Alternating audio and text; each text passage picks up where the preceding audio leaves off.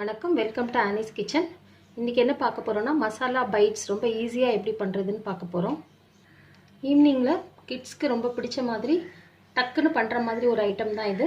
4 spoon அரிசி மாவு எடுத்திருக்கேன், 4 ஸ்பூன் கோதுமை மாவு எடுத்திருக்கேன், கொஞ்சம் காஞ்ச மிளகாய் தூள் பண்ணி வச்சுருக்கேன், கொஞ்சம் பெருங்காயம், கொஞ்சம் உப்பு, இவ்வளோ இருந்தால் போதும். ஒரு பவுலில் எடுத்து வச்சுருக்கிற அரிசி மாவு, கோதுமை மாவு, சில்லி ஃப்ளேக்ஸு, சால்ட்டு, பெருங்காயம் எல்லாத்தையும் போட்டு சப்பாத்தி மாவு மாதிரி பிசைஞ்சுக்கோங்க. கட்டியாக சப்பாத்தி மாவு மாதிரி பிசைஞ்சுக்கலாம்.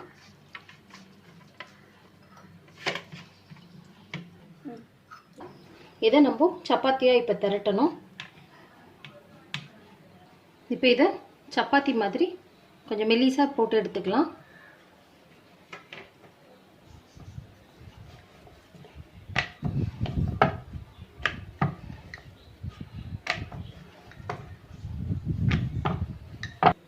இப்போது சப்பாத்தி மாதிரி வச்சுட்டு ஜஸ்ட்டு ஒரு ஃபோர்க் எடுத்து லைட்டாக இப்படி குத்தி விட்டுக்கோங்க. இல்லைன்னா எண்ணெய் போட்ட உடனே அப்படியே பூரி மாதிரி உப்பிடும்.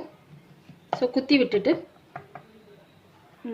ஒரு நைஃபை இப்படி ஃபஸ்ட்டு லேயர் லேயராக கட் பண்ணிக்கோங்க.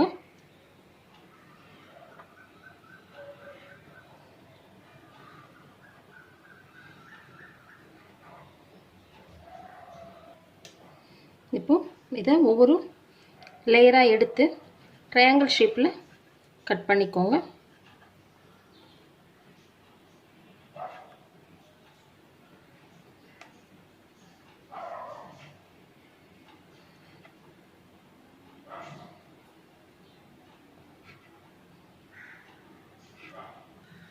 இந்த மாதிரி எல்லாத்தையுமே ட்ரையாங்கிள் ஷேப்பில் கட் பண்ணி எடுத்துக்கோங்க. இப்போ கடாயில் எண்ணெய் வச்சு இதை பொரித்து எடுத்துடலாம். எண்ணெய் நல்லா காஞ்சிடுச்சு. இப்போ கட் பண்ணி வச்சுருக்கிற இந்த பைட்ஸ் எல்லாத்தையும் போட்டு பொரித்து எடுத்துக்கலாம்.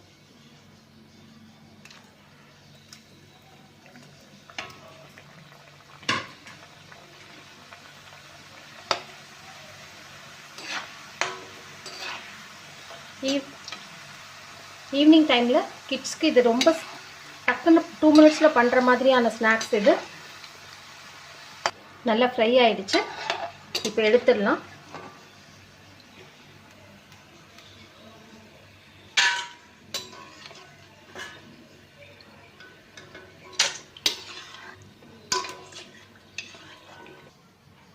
அவ்வளோதாங்க. இப்போ பைட்ஸ் ரெடி ஆகிடுச்சு. இதை நீங்கள் ஃபுல்லாக எல்லாம் மிச்சம் இருக்கிற எல்லா மாவையும் அதே மாதிரியே பண்ணி ஒரு ஏர்டைட் கண்டெய்னரில் போட்டு மூடி வச்சிட்டிங்கன்னா எப்போ வேணுமோ குழந்தைங்களுக்கு எடுத்து கொடுக்கலாம். நான் இன்றைக்கி ட்ரையாங்கிள் ஷேப் பண்ணியிருக்கேன். உங்களுக்கு வேணும்னா சின்ன பாட்டில் மூடி இருந்ததுன்னா ரவுண்ட் ஷேப்பில் எந்த ஷேப் வேணுமோ, இல்லை ஸ்கொயராக எப்படி வேணாலும் நீங்கள் போட்டு எடுத்துக்கலாம். உங்களுக்கு வேணும்னா இதில் கொஞ்சம் சாட் மசாலாவும் சில்லி பவுடரும் மிக்ஸ் பண்ணி கூட பெரிய பசங்களுக்கு கொடுக்கலாம்.